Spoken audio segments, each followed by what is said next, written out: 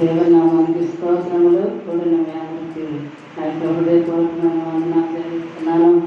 మరి వింటా ఉంటే అన్నీ కూడా దుర్వార్తలే కానీ మంచి వార్తలు మనం వినలేకపోతున్నాము. ఈ భయంకరమైన కరోనా వైరస్ను బట్టి ప్రపంచ దేశాలన్నీ కూడా నెమ్మది లేకుండా ఉన్న పరిస్థితులు మనందరికీ తెలుసు. మరి సంఘముగా కూడి దేవుని సన్నిధిలో మనం ఆరాధించలేకపోతున్నాం. అయినా మరి ఎవరికి వారి మీ గృహాల్లో చేరి కుటుంబాలుగా దేవుని మనం ఆరాధిస్తూ ఉన్నప్పుడు మన ప్రార్థనలన్నీ కూడా దేవుడు ఆలకిస్తూ ఇప్పటి వరకు మనల్ని మన కుటుంబాలను ఆయన కృపలో భద్రపరిచి క్షేమాన్ని ఇచ్చిన దేవునికి ఒకసారి నిండు మనసుతో కృతజ్ఞతాస్తుతులు చెల్లిద్దాము. హల్లెలూయా, హల్లెలూయా, హల్లెలూయా, హల్లెలూయా. స్తోత్రం, స్తోత్రం,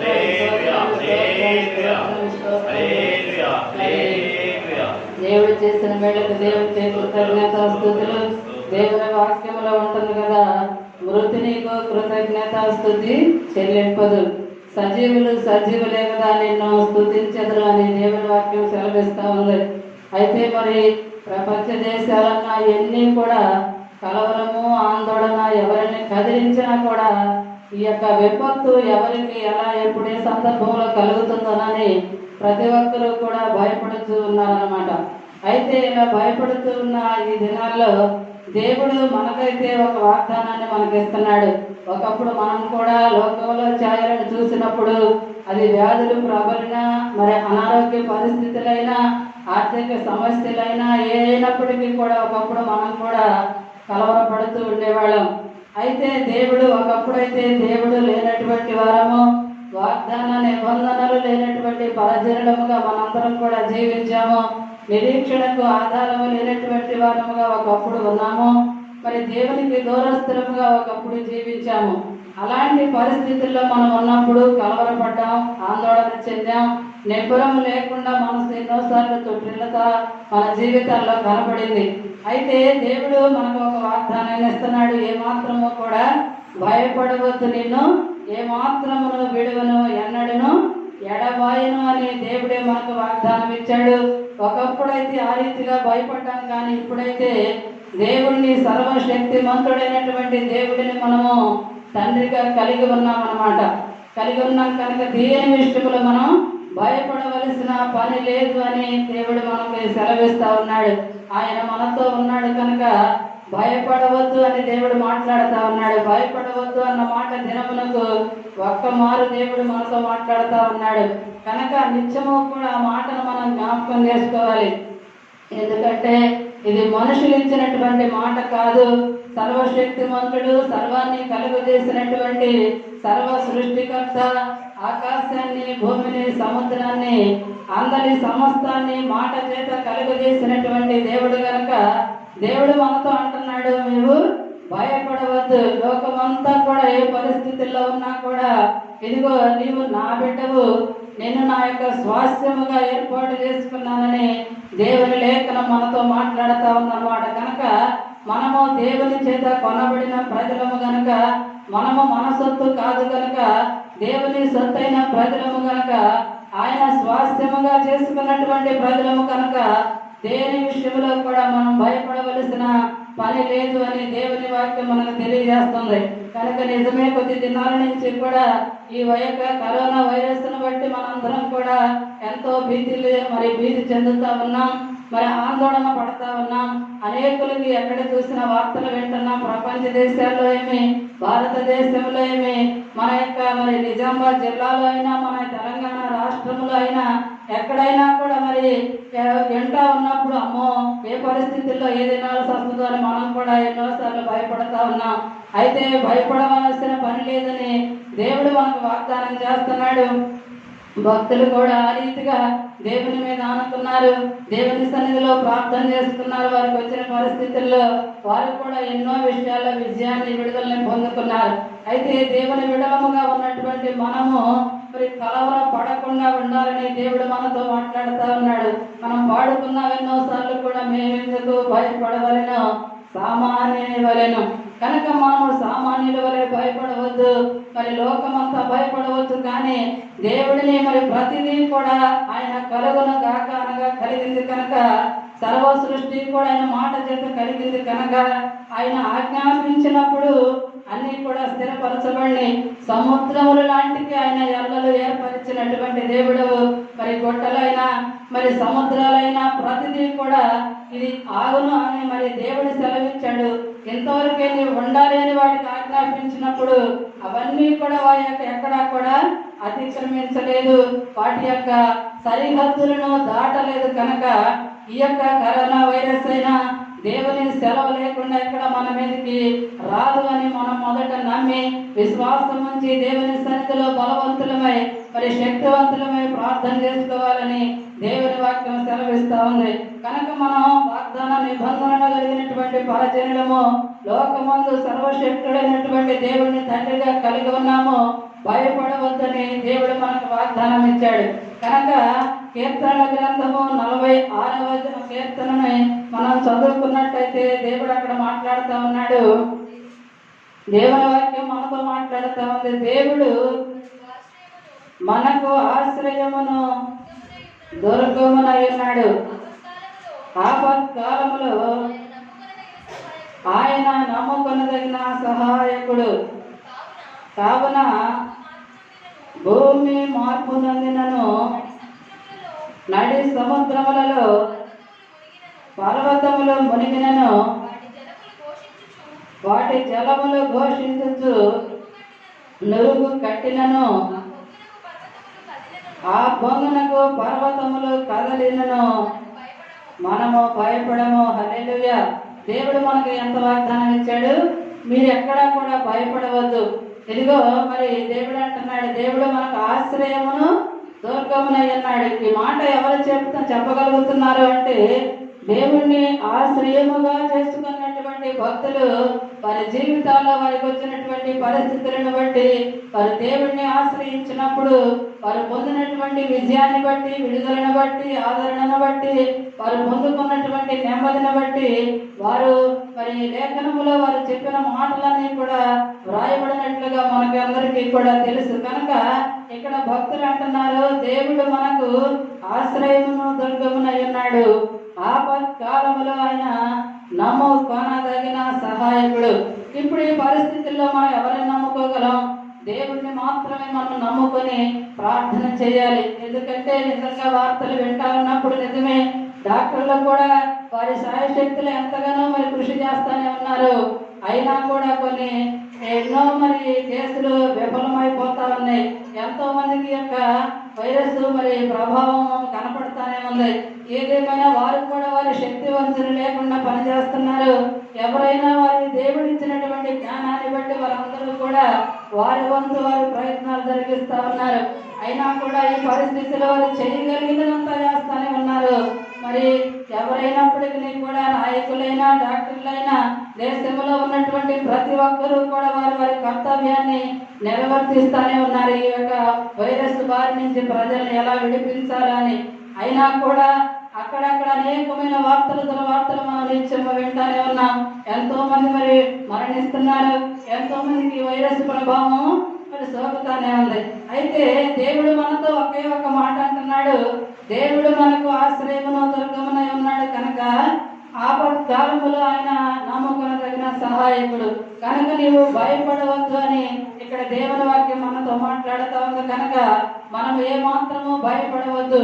నిజమే, డాక్టర్ల మీద అనుకుంటే కొంతవరకే ఉపశమనం ఉంటుంది, లేక ఆప్తుల మీద దగ్గరికి వెళితే కొంతవరకే మరి ఆదరణ కలుగుతూ ఉంది. కొంతవరకు మరి మన బిడ్డలను నమ్ముకున్నా కొంతవరకే, మన బంధువులను నమ్ముకున్నా కొంతవరకే. కానీ దేవాది దేవుడైనటువంటి యెహోవా సన్నిధానానికి మనం వచ్చి ఆయన సన్నిధిలో మనం ప్రార్థన చేసుకుని, దేవా నీవే నా ఆశ్రయమయ్యా, నీవే నా దుర్గము, ఇదిగో ఆపదొచ్చింది ప్రభా, ప్రపంచ దేశాలన్నిటికీ కూడా ఈ భయంకరమైన విపత్తు కలుగుతున్నది కనుక దీని నుంచి కాపాడగలిగినటువంటి దేవుడు నీవు ఒక్కడివేనని దేవుని సన్నిధిలో ఎప్పుడైతే మనం ప్రార్థన చేసుకుంటామో మనకి కలవరం అనేది ఉండదు అని దేవుని వాక్యం మనతో మాట్లాడుతూ ఉంది.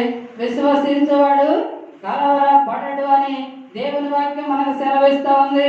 యెహోవా యందు నమ్మిక ఉంచువారు కదలక నిత్యము నిలిచే సీయోను కొండ వలె ఉంటారని కూడా దేవుని వాక్యం మరి సెలవిస్తూ ఉంది. కనుక ఏమాత్రము మనం విశ్వసించినటువంటి మనము, దేవుని నమ్ముకున్నటువంటి మనము, దేవుని సన్నిధిలో ప్రార్థించేటువంటి మనము నిత్యము కూడా దేవుని వాక్యాన్ని జ్ఞాపకం చేసుకుంటూ బలాన్ని పొందుకుంటూ శక్తిని పొందుకుంటూ నిత్యము ఆయన హస్తాలకు మనలను మన కుటుంబాలను కూడా అప్పగించుకొని ప్రార్థన చేసుకున్నాం. అప్పుడు ఏ అపాయము కూడా మనకు సంభవించదు. పరిస్థితులు ఎలా ఉన్నప్పటికీ కూడా దేవుని మీద ఆధారపడటం అనేది, దేవుని సన్నిధిలో ప్రార్థన చేసుకుంటాం అనేది మనం నేర్చుకోవాలి. ఎందుకంటే ఆయన మనకున్నాడు. శ్రమ వచ్చినా శ్రమ నుంచి విడిపించగలిగిన దేవుడు, వ్యాధులు వచ్చినా వ్యాధుల నుంచి విడిపించగలిగినటువంటి దేవుడు, సమస్యలు వచ్చినా సమస్యల నుంచి విడిపించగలిగినటువంటి దేవుడు. కృంగినప్పుడు మరి ఆయన సన్నిధికి వెళ్ళి ప్రార్థించినప్పుడు, కృంగినప్పుడు లేవనెత్తేటువంటి దేవుడు. ఏ పరిస్థితుల్లో అయినా ప్రభువా నాకు సహాయం చేయ్యా అని దేవుని సన్నిధిలో మనం మొరపెట్టినప్పుడు తక్షణమే మనం ఆలకించేటువంటి దేవుడు కనుక ఆ రీతిగా మనం ప్రతిదీ కూడా దేవుని సన్నిధిలో ఉండి ప్రార్థన చేసుకుందాము. భక్తులు ఆ రీతిగా ప్రార్థన చేశారు, ఆ రీతిగా మొదలుపెట్టారు, దేవుని మీద ఆనుకున్నారు కనుక మనం కూడా ఆ రీతిగానే మన విశ్వాస యాత్రను కొనసాగించాలని దేవుని లేఖనము మరి మనతో మాట్లాడుతూ ఉందన్నమాట. కనుక భక్తులందరూ ఆ రీతిగా మొదలుపెట్టారు. మనం చదువుకుంటాం ఎన్నోసార్లు ఎబ్రీ పత్రిక 12వ అధ్యాయంలో ఎంత గొప్ప సాక్షి సమూహము మేఘములే మనలను ఆవరించి ఉన్నందున మనము కూడా ప్రతి భారమును చెడుగా చిక్కులు పెట్టు పాపమును విడిచిపెట్టి విశ్వాసమునకు కర్తయు దానిని కొనసాగించేవాడునైన యేసు వైపు చూచుచు మన ఎదుట ఉంచబడిన పందెములో ఓపికతో పరిగెత్తుదు అని దేవుని లేఖనం అక్కడ మనతో మాట్లాడుతూ ఉంది. కనుక ఈ గొప్ప సాక్షి సమూహము ఎవరు అని మనం చూసినట్లయితే లేఖనములో వ్రాయబడినటువంటి భక్తులైనటువంటి వారే. వారందరూ కూడా మనవలే శరీరాలతోనే ఉన్నారు, మనవలే కుటుంబాలతో ఉన్నారు, మనవలే వారు కూడా అనేకమైన సమస్యలు ఎదుర్కొన్నవారే. అయితే వారందరూ కూడా ఏం చేశారంటే దేవుడిని మాత్రమే ఆశ్రయముగా చేసుకున్నారు, దేవుడిని మాత్రమే దుర్గముగా నిలుపుకున్నారు. ఆ యొక్క దుర్గములోనికి వారు వచ్చారు, దేవుని సన్నిధిలో వారు ప్రార్థన చేశారు. కనుకనే ఎలాంటి పరిస్థితి అయినప్పటికీ కూడా ఆశ్రమంలో వారు నిలబడినప్పుడు రేటింపు ఆశీర్వాదానికి వారు వారసులైనట్లుగా దేవుని లేఖనము సెలవిస్తా ఉంది. అయితే ఈ సమయమందు మరి లేఖనములు అనేక మంది భక్తుల గురించి వ్రాయబడింది. అయితే ఒక భక్తుడి గురించి మనం చదువుకున్నాం కొన్ని మాటలను. మరి యోబు గ్రంథము 1వ అధ్యాయము 1వ వచనాన్ని మనం చదువుకున్నాం. ఊదు దేశమందు యోబును ఒక మనుష్యుడుండెను. అతడు యథార్థవర్తనుడను న్యాయవంతుడుని దేవుని యందు భయభక్తులు కలిగి చెడుతనము విసర్జించిన వాడు. అయితే ఈయన యోబు అనేటువంటి ఇతను ఎంతో భక్తి పరుడని లేఖనములో వ్రాయబడింది. ఊదు దేశమందు యోబు అనేటువంటి ఒక మనుషుడు ఉన్నాడంట. అతడు యథార్థవంతుడిగా ఉన్నాడు, దేవుని సన్నిధిలో న్యాయవంతుడిగా ఆయన దృష్టిలో కనబడతా ఉన్నాడు. దేవుని యందు భయభక్తులు కలిగి క్రమముగా దేవుని ఆరాధిస్తున్నాడు. దేవుని నిత్యము కూడా అరుణోదయమునే లేచి దేవుని సన్నిధిలో ప్రార్థన చేస్తా ఉన్నాడు. మరి చెడుతనాన్ని అసహించుకున్నవాడుగా కూడా మనం ఇక్కడ కనబడతా ఉన్నాడు. అయితే ఇలాంటి భక్తి పరుడికి మరి ఒక శ్రమ కలిగినట్లుగా మనం చూస్తా ఉన్నాం. మనందరికీ కూడా తెలుసు, ఒకవైపు నుంచే కాదు ఆయనకి 4 వైపులా కూడా శ్రమ కలిగిందనమాట. అయితే అతని ఆస్తిని ఒకసారి మనం చూసినట్లయితే 2వ వచనములో అతనికి 7 కుమారులను 3 కుమార్తెలను కలిగిరి. అతనికి 7,000 గొర్రెలను 3,000 ఒంటెలను 500 జతల ఎడ్లను 500 ఆడు గాడిదలను కలిగి బహుమంది పనివారును అతనికి ఆస్తిగా ఉండెను. కనుక తూర్పు దిక్కు జనులందరిలో అతడే గొప్పవాడుగా ఉండెను. హల్లెలూయా. అయితే అంత గొప్ప మరి న్యాయవంతుడు, యెహోవా యందు భయభక్తులు కలిగినటువంటి వాడు, యథార్థవంతుడు, చెడుతనాన్ని అసహించుకున్నటువంటి అంత గొప్ప భక్తుడికి ఒక మరి శ్రమ కలిగినట్లుగా లేఖనము సెలవిస్తూ ఉంది. అయితే మనం చూస్తా ఉన్నప్పుడు ముందుకెళ్ళి వచనాలన్నింటినీ మనం ధ్యానిస్తే ఆయనకున్న సమస్తము కూడా పోయినట్లుగా మనం చూస్తా ఉన్నాం. 13వ వచనములను మనం చదువుకుంటే ఒక దినమున యోబు కుమారులను కుమార్తెలను తమ అన్న ఇంట భోజనము చేయించు ద్రాక్షరసము పానము చేయుచుండగా ఒక దూత అతని యొద్దకు వచ్చి గాడిదలు వాటి సమీపమున మేయుచుండగా షెబాయీయులు వాటి మీద పడి వాటిని పట్టుకుని పోయి ఖడ్గముతో పనివారిని హతము చేసి, జరిగినది నీకు తెలియజేయుటకు నేనొక్కడనే తప్పించుకుని వచ్చి ఉన్నానెను. అతడు ఇంకా మాట్లాడుచుండగా మరియొకడు వచ్చి, దేవుని అగ్ని ఆకాశము నుండి పడి గొర్రెలను పనివారిని రగులబెట్టి కాల్చివేసెను. దానిని నీకు తెలియజేయుటకు నేనొక్కడనే తప్పించుకుని వచ్చి ఉన్నానెను. అతడు ఇంకా మాట్లాడుచుండగా మరియొకడు వచ్చి, కల్దీయులు 3 సమూహములుగా వచ్చి ఒంటెల మీద పడి వాటిని కొనిపోయి ఖడ్గము చేత పనివారిని చంపిరి. నీకు దానిని తెలియజేయుటకు నేనొక్కడనే తప్పించుకుని వచ్చి ఉన్నానెను. అతడు మాట్లాడుచుండగా వేరొకడు వచ్చి, నీ కుమారులను నీ కుమార్తెలను తమ అన్న ఇంట భోజనము చేయుచు ద్రాక్షారసము పానము చేయుచుండగా గొప్ప సుడిగాలి అరణ్య మార్గముగా వచ్చి ఆ ఇంటి 4 మూలలను కొట్టగా అది యవనుల మీద పడినందున వారు చనిపోయి, దానిని నీకు తెలియజేయుటకు నేనొక్కడనే తప్పించుకొని వచ్చి ఉన్నానెను. ఇక్కడ ఎన్ని రకాలు కనపడుతుంది? 4 వైపులా. ఒకవైపు చూస్తే ఆస్తి అంతా పోయింది, ఒకవైపు చూస్తే కుమారులు కుమార్తెలు చనిపోయారు. మరి సమస్తము కూడా పోయినట్లుగా ఈ వచనాలన్నింటినీ మనం ధ్యానించినట్లయితే సమస్తము కూడా అన్నీ వెళ్ళిపోయినాయి, అన్నీ నశించిపోయినాయి. ఎక్కడా కూడా ఏమాత్రము మిగిలి ఉండలేదు. చివరికి సమస్తము నిజంగా కుమారులు కుమార్తెలు కూడా చనిపోయినట్లుగా మనం చూస్తున్నాం. అయితే ఎంత శ్రమ, ఎంత శోధన! ఒక దినమందే మరి యోబుకు మరి వినవచ్చినప్పుడు ఏం చేశాడంట? ఏమన్నా భయపడ్డా?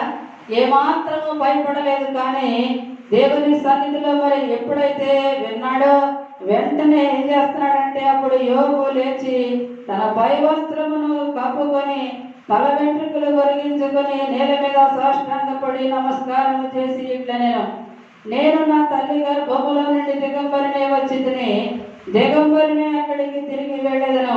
యెహోవా ఇచ్చెను, యెహోవా తీసుకొని పోయెను, యెహోవా నామమునకే స్తుతి కలుగునుగాక.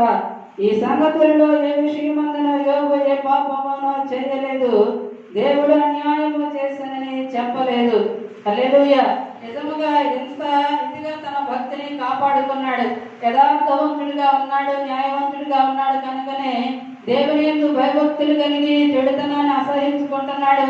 ఎంతో క్రమముగా దేవుని సన్నిధిలో ప్రార్థన చేస్తా ఉన్నాడు. అయితే ఆ సమయంలో భయంకరమైనటువంటి శ్రమకు తన గురైనట్లుగా లేఖనం ఇక్కడ సెలవిస్తా ఉంది. ఈ రీతిగా తనకున్న సమస్తము కూడా పోయినప్పటికీ కూడా దేవుని సన్నిధిలో ఒకటే తీర్మానం, ఒకటే నిర్ణయం, ఒకటే ప్రార్థన, ఒకటే మరి దేవుని పాదాన్ని మాత్రమే పట్టుకుని అక్కడ ప్రార్థన చేస్తున్నట్లుగా చూస్తా ఉన్నాం. నిజంగా ఎంత ధన్యుడో యోబు జీవితాన్ని మనం చదివినట్లయితే.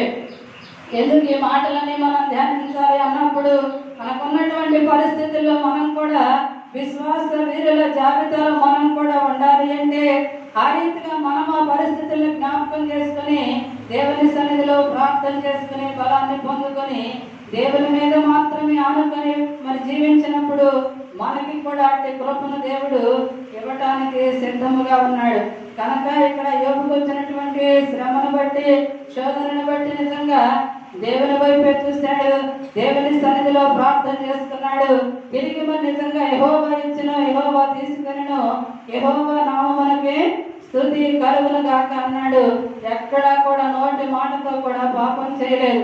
కనుక మనం కూడా ఇప్పుడు జరుగుతున్నటువంటి కరోనా వైరస్ను బట్టి ఎంతో మంది దేవుని సేవిస్తా ఉన్నా, దేవుని సన్నిధికి వచ్చిన ప్రార్థన చేసుకున్నా, ఒకవేళ ఎవరిలోనైనా ఈ యొక్క ఆలోచన వచ్చి ఉండవచ్చు, ఎందుకు ఇలా జరుగుతూ ఉంది, దేవుడు ఉన్నాడు కదా, ఈ యొక్క మరి వైరస్ ఏంటి, తెగులేంటి, దేవుడు ఆపాలంటే ఆపలేడా, ఆయనకు అసాధ్యమా, ఇదంతా దేవుడు తీసివేయచ్చు కదా అని మనమైతే మానవ నైజాన్ని బట్టి, మానవ ఆలోచనలు బట్టి మనం ఆలోచిస్తూ ఉంటాం. దేవుడిని ప్రశ్న వేసే వారంగా మనం ఎవరు ఉండకూడదు. కానీ ఏదేమైనా ఇక్కడ యోగులు మనం జ్ఞాపకం చేసుకుంటే మరి అంత భక్తిపరుడు కదా ఎందుకు శ్రమ వచ్చింది, అంత భక్తిపరుడు కదా ఎందుకు శోధన వచ్చింది, అంత భక్తిపరుడు కదా ఎందుకు తనకున్నంత కూడా మరి పోయిందని చెప్పి మనం చూసినట్లయితే తన యొక్క భక్తిని పరీక్షించడానికి దేవుడే అనుమతించాడు అన్నమాట ఈ విషయంలో. కనుక దేవుడు అనుమతించిన కారణాన్ని బట్టి ఎంత శ్రమ తనకు కలిగింది. అన్ని ఇచ్చిన తండ్రి అన్ని తీసుకుని పోయాడని మనం పాడుకుంటున్నాం. అయినా కూడా ఏమాత్రము భయపడలేదు. నిజముగా దోతలు చేయక దేవుని యొక్క కంచె యోగు చుట్టూ ఉన్నప్పుడు దుష్టుడు రాలేకపోయాడు.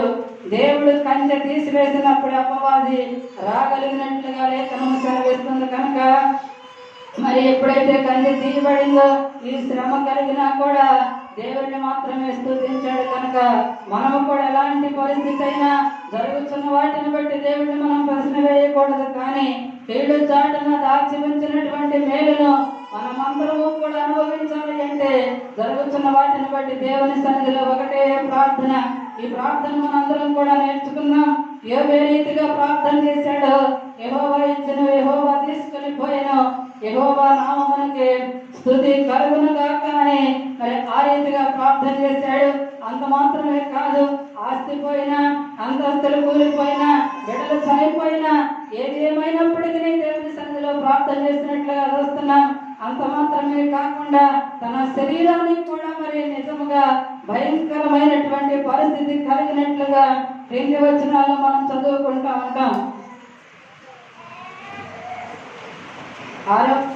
2వ అధ్యాయం 6వ వచనాన్ని మనం చదువుకుందాం. అందుకు యెహోవా అతడు నీ వశమున ఉన్నాడు, అతని ప్రాణము మాత్రము నీవు ముట్టవద్దని సెలవిచ్చెను. కాబట్టి అపవాది యెహోవా సన్నిధి నుండి బయలువెళ్ళి అరికాలు మొదలుకొని నడినెత్తి వరకు బాధగల కురుపులతో యోబును మోసెను. అతడు ఒళ్ళు గోగు కొనుటకై చిల్ల పెంగు తీసుకొని బూడిదలో కూర్చుండగా అతని భార్య వచ్చి, నీవు ఇంకను యథార్థతను వదలక ఎందువా దేవుని దూషించి మరణము కమ్మనెను.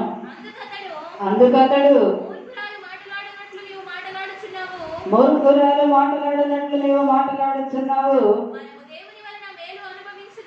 మనము దేవుని వలన మేలు అనుభవించుదుమా, కీడును మనము అనుభవింప తగదా అనెను. ఈ సంగతులలో ఏ విషయమందును యోబు నోటి మాటతోనైనను పాపము చేయలేదు. హల్లెలూయా. నిజముగా ఎంత భక్తిపరుడో, ఎంత యథార్థవంతుడో తనకున్న పరిస్థితిని బట్టి మనకు అర్థమవుతా ఉంది. ఆస్తే కాదు కానీ నిజంగా శరీరం అంతా కూడా ఎంతో భయంకరమైనటువంటి స్థితి అంతా కూడా నిజముగా భయంకరమైన కురుపులతో నిండి చిల్ల బెంకు తీసుకొని తను కూర్చుండి ఆ బాధను తట్టుకోలేక బుడిదలో కూర్చున్నట్లుగా ఆ రీతిగా మరి ఉన్నప్పుడు నెమ్మది లేని పరిస్థితి మనం ఆలోచించినట్లయితే ఆ పరిస్థితుల్లో ఉన్న భార్య అయితే వచ్చి అంటారు కదా, ఎందుకు ఇంకా యథార్థతను విడిచిపెట్టవయ్యా, దేవుడిని దూషించి నువ్వు మరణము కా అని చెప్పని అంటా ఉన్నప్పుడు మూర్ఖురాలు మాట్లాడినట్లు నీవు మాట్లాడుచున్నావు, దేవుని వలన మనము మేలు అనుభవించుదుమా, వీడును మనం అనుభవింప తగమా అని నిజంగా తన యథార్థతను మరొకసారి ఇక్కడ చాటుకున్నట్లుగా మనం చూస్తా ఉన్నాం. కనుక నిజంగా ఆ పరిస్థితి అయినప్పుడు కూడా ఎక్కడ నోటి మాటతో కూడా ఇక్కడ కూడా పాపం చేసినట్లుగా మనకు కనబట్టలేదు. ఎంతో యథార్థంగా తను మాట్లాడుతూ ఉన్నాడు. ఎందుకంటే ఇవన్నీ కూడా మనకు తెలిసిన మాటలైనా మనం జ్ఞాపకం చేసుకుని మనం శక్తిని పొందుకొని బలమును పొందుకొని దేవుని ఎదుట మనం నిలిచినప్పుడు ఆ యొక్క యథార్థతను బట్టి దేవుడు తప్పకుండా మనను కూడా దేవుడు తప్పక స్వస్థపరుస్తాడు. కనుక మనం ఎలాంటి పరిస్థితుల్లో ఉన్నా, ఎలాంటి స్థితి అయినా, మనకైనా మన కుటుంబాల్లో అయినా ఏ పరిస్థితుల్లో మనం ఉన్నప్పటికైనా ఎక్కడ మరి ఎందుకు ఇలా జరుగుతుంది అని ఎప్పుడూ కూడా మన దేవుడిని ప్రశ్న వేయకూడదనమాట. ఎందుకంటే ఆయనకు సర్వము తెలుసు, సర్వాధికారి, సర్వం మీద అధికారము కలిగినటువంటి దేవుడు కనుక దేవుని సన్నిధిలో ఒకటే మన ప్రార్థన, ప్రభువా ఎందుకు ఈ రీతిగా జరుగుతుందో అది నీకే తెలుసయ్యా, ఈ పరిస్థితి నుంచి విడిపించని మాత్రమే మనం ప్రార్థన చేసే వారముగా ఉన్నప్పుడు పరిస్థితులను మార్చగలిగినటువంటి సర్వశక్తిమంతుడు కనుక ప్రార్థనే ప్రతి పరిస్థితిని మార్చగలుగుతుందని చెప్పి లేఖన భాగాలు మనతో మాట్లాడుతున్నాయి కనుక దేవుని సన్నిధిలో ఒకటే ప్రార్థన మనం చేసుకోవాలి. ఆ రీతిగా యోబు భక్తుడు ప్రార్థన చేశాడు. అయినా అంత శ్రమైన యథార్థతలోనే తను నిలిచాడు. దేవుడిని ఎక్కడ విడిచిపెట్టినట్లుగా మనకు కనబట్టలేదు కనుక ఆ రీతిగా ఉన్నప్పుడు తన యొక్క యథార్థతను చూసి దేవుడు కార్యాన్ని జరిగించాడు. కనుక ఎంతో ధైర్యంగా తను జీవించాడు, యథార్థతగా ఉన్నాడు. కనుకనే ఒక మాట ఉంటుంది యోబు గ్రంథం 4వ అధ్యాయం 6వ వచనములో, నీ భక్తి నీకు ధైర్యము పుట్టింపదా, నీ యథార్థ ప్రవర్తన నీ నిరీక్షణకు ఆధారము కాదా. ఏదంటే మనకు ధైర్యాన్ని పుట్టించేది మన భక్తి. ఎప్పుడైతే మనం యథార్థమైన భక్తిని చేస్తామో, ఎప్పుడైతే యెహోవా యందు భయభక్తులు కలిగి మనం జీవిస్తామో, ఎప్పుడైతే న్యాయవంతులుగా మనం నడుస్తామో, దేవుని దృష్టిలో మరి భయభక్తులు కలిగి దేవుని ఆరాధిస్తామో, అదే మనకి ధైర్యాన్ని పుట్టిస్తుందంట. మన యథార్థ ప్రవర్తనే, మనం యథార్థంగా ఉన్నప్పుడే మనకు నిరీక్షణ కలుగుతుంది. మరి యోబుకి ఏది నిరీక్షణ కలిగింది? ఆయన చేసే భక్తి ఆయనకి ధైర్యాన్ని పుట్టించింది. ఆయన జీవించిన యథార్థమైనటువంటి ప్రవర్తనే ఆయనకి నిరీక్షణకు ఆధారముగా నిలిచినట్లుగా మనం చూస్తున్నాం. ఏంటి నిరీక్షణ అంటే, ప్రభువా ఈ పరిస్థితిలో ఎప్పుడైతే అన్ని పోయినాయి, కానీ నీవు తలుచుకుంటే నీ ఒక్క మాట సెలవిస్తే చాలయ్యా, తిరిగిపోయిన నా యొక్క ఆరోగ్యమంతా మరలా వస్తుంది. మరి పోయినటువంటి నా ఆస్తి అంతా కూడా నీవు మరలా ఇవ్వగలవు. పోయినటువంటి నా కుమారులైనా కుమార్తెలైనా మరలా నీవు తప్పక నీవు ఇవ్వగలవు, నేను పొందుకుంటాను అనేటువంటి నిరీక్షణ, ఆయన యొక్క యథార్థ ప్రవర్తనే ఆయన నిరీక్షణకు ఆధారముగా నిలిచినట్లుగా దేవుని లేఖనము సెలవిస్తా ఉంది. కనుకనే తన తిరిగి మరలా పొందుకున్నట్లుగా యోబు గ్రంథం 42వ అధ్యాయంలో 12, 13 వచనాలను మనం చూసినట్లయితే ఒకసారి ఆ వచనాలు మనం చదువుకున్నాము. యెహోవా యోబును మొదట ఆశీర్వదించినంత కంటే మరి అధికముగా ఆశీర్వదించెను. అతనికి 14,000 గొర్రెలను, 6,000 ఒంటెలను, 1000 జతల ఎడ్లను, 1000 ఆడుగాడిదలను కలిగెను. మరియు అతనికి 7 కుమారులను, 3 కుమార్తెలను కలిగిరి. హల్లెలూయా. ఏం చేశాడంటే దేవుడు యోబును మొదట ఆశీర్వదించినంత కంటే మరి అధికముగా అతనిని ఆశీర్వదించాడంట. మరి ప్రతిదీ కూడా రెట్టింపు దేవుడు ఇక్కడ ఇచ్చినట్లుగా మనం చదువుకుంటున్నాం. కనుక ఈ స్థితిని తను పొందగలిగాడంటే తన భక్తి, తన యొక్క నిరీక్షణే, తన యొక్క యథార్థమైనటువంటి ప్రవర్తనే, తన యొక్క న్యాయమైనటువంటి పద్ధతి విధానమే దేవుని సన్నిధిలో తన కనపరిచినటువంటి ఆ స్థితిని బట్టి తను తిరిగి సమస్తము కూడా పొందగలిగినట్లుగా దేవుని లేఖన మనతో మాట్లాడుతుంది. కనుక ఈ యొక్క మరి పునరుద్ధరణ దినమందు మనందరం కూడా గృహాల్లో చేరి దేవుని ఆరాధిస్తున్నాం, నిత్యం ఆయన స్తుతించుకుంటున్నాం. సంఘంగా అయితే దేవుని సన్నిధిలో కూడుకోలేకపోతున్నామని దేవుడి దగ్గర మొదలు పెడతా ఉన్నాం. అట్టి సమయాన్ని దేవుడి త్వరలో మనకు ఇవ్వాలని మనం మరి ఎక్కువగా ప్రార్థన చేసుకున్నాం. అయితే ఈ దినం ఆదివారం నిజమే దేవుని వాక్యం ద్వారా మనందరం కూడా రెట్టింపు మరి యొక్క బలాన్ని మనం కూడా తెచ్చుకున్నాం. ప్రభువా ఇదిగో నాయన, యోబు అయితే ఏ రీతిగా జీవించాడంట? యథార్థవంతుడిగా ఉన్నాడు, న్యాయవంతుడిగా ఉన్నాడు, దేవుని యందు భయభక్తులు కలిగిన వాడుగా కనపడుతున్నాడు, చెడుతనాన్ని అసహించుకున్నవాడుగా ఉన్నాడు. అయినా తనకు వచ్చినటువంటి శ్రమలో ఏదేమైనా ప్రభువా నా విశ్వాసాన్ని పరీక్షించడానికి ఈ యొక్క శ్రమ నాకు కలిగింది కనుక ఏదేమైనా అన్ని ఇచ్చిన దేవుడు అన్ని తీసుకున్నా కూడా మరణ నాకు తిరిగి ఇవ్వగలిగినటువంటి సమర్థుడు అని దేవుని మీద మాత్రమే విశ్వాస దృష్టితో అనుకున్నాడు. కనుకనే తిరిగి పొందుకున్నట్లుగా 42వ అధ్యాయంలో మనం చూస్తున్నాం. విశ్వాసమునడు నిరీక్షింపబడి వాటి యొక్క నిజ స్వరూపమును అదృశ్యమైనవి ఉన్నవనుటకు రుజువునయ్యున్నదని హెబ్రీ పత్రిక 11వ అధ్యాయం 1వ వచనంలో మనం చదువుకుంటాం. కనుక ఆ రీతిగా విశ్వాస దృష్టితో యోబు చూచాడు. కనుకనే తిరిగి రెట్టింపు ఆశీర్వాదాన్ని పొందుకున్నాడు. దేవుని ఆరాధించేటువంటి మనము, దేవుని ప్రజలుగా ఉన్నటువంటి మనం కూడా ఈ యొక్క జరుగుతున్నటువంటి పరిణామాలు లోకమంతా ఏమైపోయినా నిజంగా లోకానికంటే ఎందుకంటే వాళ్ళు కలవరపడుతున్న కారణం వారికి నిరీక్షణ లేదు, వారికి వాగ్దానాలు లేవు, వారికి దేవుని మాటలు లేవు. కానీ మనకైతే దేవుడు వాగ్దాన నిబంధనలు గల పరజనులుగా చేశానని ఎఫెసీ పత్రిక 2వ అధ్యాయంలో మనం చదువుకుంటాము. కనుక అవన్నీ కూడా మనకు తెలుసు. కనుక దేవుని బిడ్డలముగా ఉన్నాము కనుక ఏ విషయంలో మనం భయపడవలసిన పని లేదు. కనుక ఈ వాక్యాన్ని బట్టి మనందరం కూడా ధైర్యాన్ని తెచ్చుకుందాం. మన భక్తి మనకు ధైర్యాన్ని పుట్టిస్తుంది. కనుక ఈ పరిస్థితుల్లో ఉన్నప్పటికీ కూడా ప్రపంచమంతా ఎంత కలవరంతో ఉందో మనందరికీ తెలుసు. ప్రపంచ దేశాలన్నీ కూడా నెమ్మది పొంద నిమిత్తమై వారందరి నిమిత్తమై మనం ప్రార్థన చేద్దాం. అయితే ముఖ్యంగా మనందరము కూడా దేవుని పేరు పెట్టబడినటువంటి మనము, దేవుని బిడ్డలముగా ఉన్నటువంటి మనము ఇది ఎందుకు జరుగుతుందని ఎక్కడా కూడా దేవుని ప్రశ్న వేసే వారముగా ఉండకుండా దేవుని సన్నిధిలో ప్రభువా దీని నుంచి విడిపించయ్యా, విడుదలివ్వయ్యా అని మనం ఒకటే ప్రార్థన చేద్దాం. అంత మాత్రమే కాదు, మరి యోబు గురించి మనం నేర్చుకున్నాం. కనుక యోబు ఎలా తన జీవితంలో ఎలాంటి పరిస్థితులు అయినప్పటికీ కూడా అంత భయంకరమైన పరిస్థితి అయినా దేవుని సన్నిధిలో ఒకటే ప్రార్థన చేశాడు. కనుక ఆ రీతిగా మనం కూడా దేవా నీవే యొక్క ప్రతి పరిస్థితిని మరి సరి చేయగలిగినటువంటి దేవుడు అని విశ్వాసంతో మనం కూడా మరి దేవుని యోగుని గురించి నేర్చుకున్నటువంటి పాఠాన్ని మనందరం కూడా మరి అనుసరించి నడుద్దాం. ఎందుకంటే దేవుడు మనకు ఆశ్రయమును దుర్గమునై ఉన్నాడు, ఆపత్కాలములో ఆయన నమ్మకదగిన సహాయకుడు అని దేవుని వాక్యం మనతో మాట్లాడుతుంది. కనుక మనందరం కూడా ఒకటే. ఎందుకంటే దేవుని వాక్యం నీ వాక్యమే నన్ను బ్రతికించి ఉన్నది, నా బాధలో ఇదే నాకు నెమ్మది కలిగించున్నది అంటున్నాడు దావీదు రాజు. కనుక మనం కూడా ఆయన బిడ్డలమే. వారందరూ కూడా వరులందరూ లేఖనములో వ్రాయబడినటువంటి భక్తులందరూ కూడా మనలాంటి వారే, మనవలే శరీరాలు కలిగినటువంటి వారే, మనవలే కుటుంబాలతో ఉన్నవారే.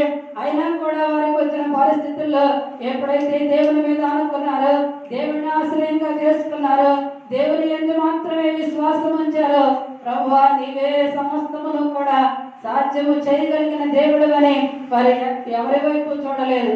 నా దిక్కు నీవే అని దేవుని వైపే చూశారు. మనుషులను నమ్ముకున్నట కంటే యెహోవాను ఆశ్రయించటం మేలని, రాజులను నమ్ముకున్నట కంటే యెహోవాను ఆశ్రయించటం మేలని వారు గుర్తెరిగారు. కనుకనే వారికి వచ్చిన శ్రమలో అయినా, శోధనైనా, ఇరుకైనా, ఇబ్బంది అయినా, ప్రతి పరిస్థితి అయినా వారు దేవుని సన్నిధిలోకి వెళ్ళి నిజంగా ఎప్పుడైనా ఏ పరిస్థితి అయినా వారు ఆ రీతిగా ప్రార్థన చేశారు. కనుకనే యోబు దేవుని సన్నిధిలో చేసిన ప్రార్థనే అంత శ్రమలో శోధనలో ఉండి కూడా ఎక్కడ యథార్థతను విడిచిపెట్టలేదు, దేవుని మీదే అనుకున్నాడు. కనుక రెట్టింపు ఆశీర్వాదాన్ని మరి తను చూడగలిగాడు, పొందుకోగలిగాడు. మరి అలాగే మనందరం కూడా దేవుని పిల్లలముగా ఉన్న మనము ఎక్కడా కూడా కలవరపడవద్దు. కనుక ప్రియమైన దేవుని బిడ్డ, నీవు కూడా దేవుని మీద మాత్రమే ఆనుకొని దేవుని సన్నిధిలో భక్తులు నడిచినటువంటి విశ్వాసముతో మనం కూడా ముందుకు నడిచినప్పుడు దేవుడు ప్రతి పరిస్థితిని మార్చగలగనగా మనం కూడా రీతిగా ప్రార్థన చేసుకుందాం. అట్టి కృపను భక్తులకు ఇచ్చినటువంటి విశ్వాసాన్ని ఈ కడవరి దినాల్లో మనకు కూడా దేవుడు ఇవ్వాలని మనం ప్రార్థన చేసుకుందాం. ఎందుకంటే మరి అట్టి విశ్వాసాన్ని మనం కలిగి ఉన్నప్పుడే మనం నడవగలుగుతాం. కనుక లేకపోతే చిన్న చిన్న వార్తలకే మనం మరి భయపడిపోతా ఉంటాం, కణిగసలాడుతూ ఉంటాం. ఏదో జ్వరం వచ్చిన కలవరమే, మరి దగ్గు వచ్చిన కలవరమే, ఇంకోటి వచ్చిన కలవరం. ఎందుకంటే అమ్మో ఈ రీతిగా వస్తే మరి కరోనానేమో అని ప్రజలు అంటున్నారని చిన్న చిన్న విషయాలకి మనం కలవరపడతాం. కనుక మనుషుల మాటల మీద లక్ష్యం ఉంచవచ్చు, కానీ దేవుని మాట ఏంది విశ్వాసం ఉంచుతాం. ఆయన చిత్తము లేకుండా మన తల వెంట్రుకలలో ఒకటైనా నేలన పడదని దేవుని వాక్యం సెలవిస్తుంది. కనుక ఎక్కడా కూడా ఆయన చిత్తం, ఆయన కృప మనతో ఉంటే ఏది కూడా మనకు సంభవించదు. కనుక ఏమాత్రము భయపడవద్దు. భక్తుల యొక్క విశ్వాసం ఉంచినటువంటి విశ్వాసాన్ని మనం కూడా కలిగి మరి మరలా అందరము కూడా కలిసి దేవుని సన్నిధిలో దేవుని ఆరాధించేటువంటి ఆ ధన్యతను దేవుడు త్వరలోనే కలుగజేస్తాడని విశ్వాసం ఉంచి మనం కూడా ప్రార్థన చేసుకుందాం. భయపడవద్దు, ఆందోళన చెందవద్దు, కలవరపడవద్దు. కనుక దేవుని వాక్యం ద్వారా దేవుడు మనల్ని బలపరుస్తూ ఉండగా అటు యొక్క బలాన్ని, శక్తిని, విశ్వాసాన్ని మనందరము కూడా కలిగి మన యొక్క విశ్వాస యాత్రలో ముందుకు కొనసాగుతాము. అట్టి కృపను పరిశుద్ధాత్మ దేవుడు మా అందరికి మనకును మన కుటుంబాలకును సంఘానికి ప్రతి బిడ్డకును దేవుడే యొక్క వాక్యాన్ని వింటున్న ప్రతి బిడ్డకును అనుగ్రహించి నడిపించును గాక. ఆమేన్.